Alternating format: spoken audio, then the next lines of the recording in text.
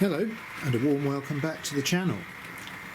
Now at the start I hope you noticed the track plan. I tried to get a clear picture of it. I hope you can see it on your devices. But here are my great triangle lever frames and I'm labelling them to correspond with the track plan. So hopefully now when I operate some points and I tell you about it, you'll see whereabouts on the layout I'm talking about. So here we are looking at this great coronation from last week's video, and it's just making its way around the layout, and I'm hoping to bring it in to the double track loop. So I do need to operate point C, so I'm going to set that now to straight, and then I'm going to get onto the control so I can hopefully drive this coronation in to the double track loop with no drama. So I'm just easing off now. Let's hope we can get in with no derailments. They're great coaches, these Hornby 00, but they are sometimes a bit fussy. Look at that, King George. Right, I'm just going to drive along slowly now and then we'll stop about there. Success! Right, so I must remember to put point C back to mainline running, so it needs to go like that. Right, well, just bear with me and we'll take a look at the locos we're going to be running on the main lines today.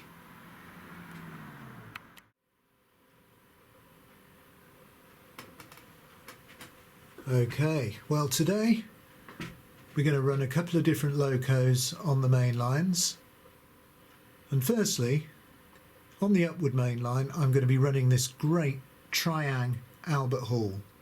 Now behind it I've got my little converter wagon. I haven't got my horse box because that's still on the coronation, because they're Hornby 00 super detail coaches behind, so we've got a western theme going on there. And on the downward line, something slightly different, we've got this excellent Wrenn Windsor Castle in the BR blue.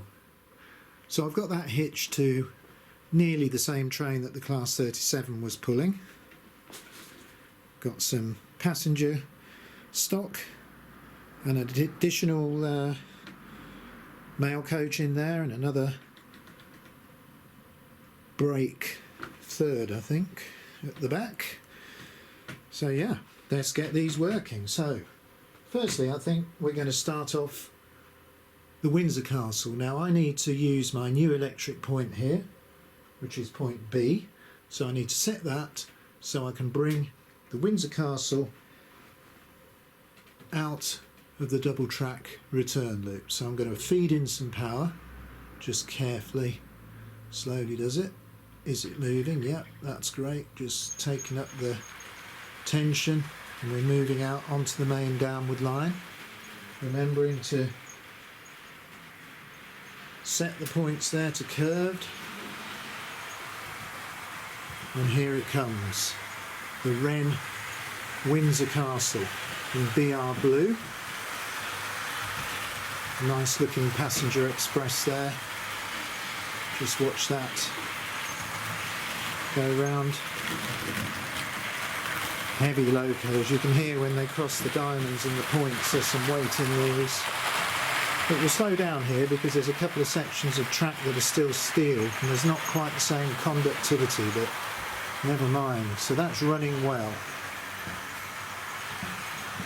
So that's the downward line in action. So let's sort the up line. We need to operate points G, and then we can bring out this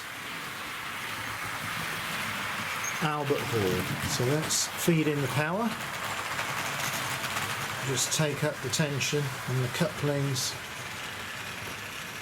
and get onto the main upward line. Remembering to put the points to straight. Both main lines now should be running well, so let's follow these locos round a bit. So this Wrenn Windsor Castle looks pretty good. Only problem really I've noticed is that the ferrule on the chimney, brass or copper, whatever, it's corroded quite badly, so there's a bit of verdigris on there. I'm inclined to leave it alone though. Don't want to spoil the Loco by trying to clean it. On the other hand, this Albert Hall, you'll notice the chimney is in great condition. A lovely copper capping on there. Not at all deteriorated.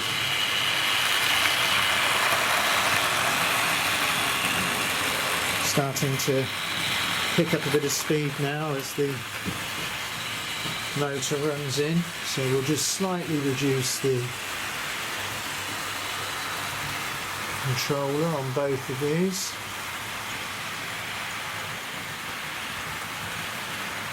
And while the Windsor Castle just goes around these curves, let's get ready to watch the Albert Hall approaching.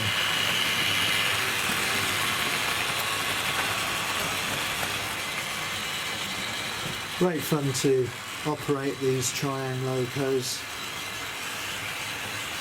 I know it's slightly noisy, but it's still a good looking Loco. Drives nicely. I'm really quite enjoying seeing both these West Country classes on the main lines today. So we've got a hall and a castle. Right, I'm going to reduce the power now to both these Locos. It's nice to get on the controller and just... I'm going to ease that into the station actually. There we go. We can enjoy now watching this Windsor Castle. Let's slow that down and follow it along. Across the diamond and the points, getting ready to cross the branch line here. It will slow down around this corner. I've still got some steel track here that needs to be refurbished, but as soon as it gets back on the nickel, just there, speed increases. There's the unfinished up and over branch line, which I hope to work on during this second lockdown, because if I could get that operational, I could really get some interesting movements on the branch line. And of course I could run trains. If you look at the plan that's at the start of the video, you see I could come off just at these set of points there onto the up and over branch line and then bring a train back round onto the upward main. So that gives a lot of flexibility in parking, running Locos and operating the layout. Well, I've really enjoyed this little running session, these West Country class Hall and Castle Locos. So I'm just going to get on the controller now and enjoy driving this Windsor Castle. So we're going to go over this crossing and we're going to just start to slow down as we approach the station at the back of the layout. Nice noises from all the wheels, apart from the little squeak. So we are now slowing down as the approach to the station happens. Here we go, into the station. There we go. And come to a little halt there. Right, really enjoyed that. So I hope you enjoyed seeing these two different Locos on the layout today. I think next time we'll probably get back to a bit of goods work as well. But that brings us to the end of our running session. So for now I'm going to hope you can all stay safe, and until the next video I'll say goodbye.